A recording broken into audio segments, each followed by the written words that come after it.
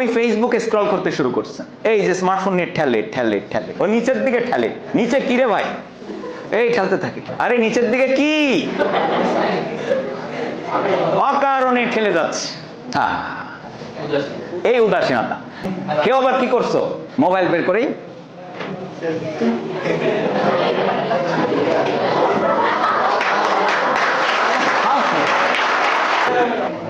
এইভাবে জীবন যদি ময়ে ময়ে করে ফেলেন, তারপরে ক্যারিয়ারের কি হবে, টাকা পয়সার কি হবে, ময়ে ময়ে, ব্যাংক ব্যালেন্সের কি হবে, আর পড়াশোনার, মা বাবার সেবা যত্ন করার, বিয়ে করার।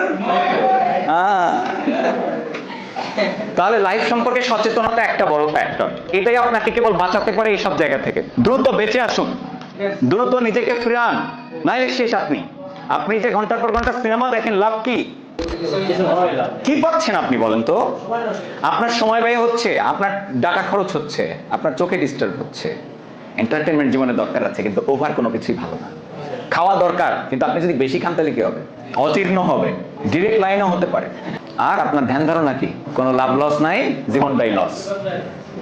আপনি ঘুমানোর সময় কথা বলতেছেন গার্লফ্রেন্ডের সাথে, চ্যাট করতেছেন, এ ছেলেরও জীবন শেষ, যৌবনও শেষ। তাহলে লাভটা কোথায়? লাভটা কোথায়? আমরা তো এইভাবে ডিস্ট্রাক্টেড হচ্ছি প্রতিনিয়ত। মানে এখন যে কত ওয়ে ডিস্ট্রাকশনের আপনি ভাবতেই পারবেন না। আগে দ্যাটস দ্য প্রবলেম। গেমিং করছি, কখনো সোশ্যাল মিডিয়া, কখনো টিকটক দেখছি। এই যে অবস্থাটা আমাদের, এই জায়গা থেকে আমাদের বেরোতে হবে। তাহলে আপনারা কি এবার বুঝতে পেরেছেন আমার মোটিভেশনাল সেশন কেন আপনাদের জন্য কাজ করবে না? এবং আপনারা ডিসিশন নেন না, তা না, ডিসিশন নিয়েও কেন আপনি ডিসিশনকে ধরে রাখতে পারেন, এর কারণটা কি বুঝতে পেরেছেন? এখন যে মোমেন্টে আছেন, এটা সবচেয়ে গুরুত্বপূর্ণ একটা সময় আপনাদের জীবনের।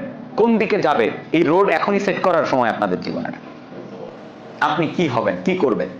আমাদের মা বাবা আছে না, তাদের জন্য কিছু করা লাগবে না? আমাদের সোসাইটির জন্য কিছু করা লাগবে না? নিজেদের জন্য কিছু করা লাগবে না?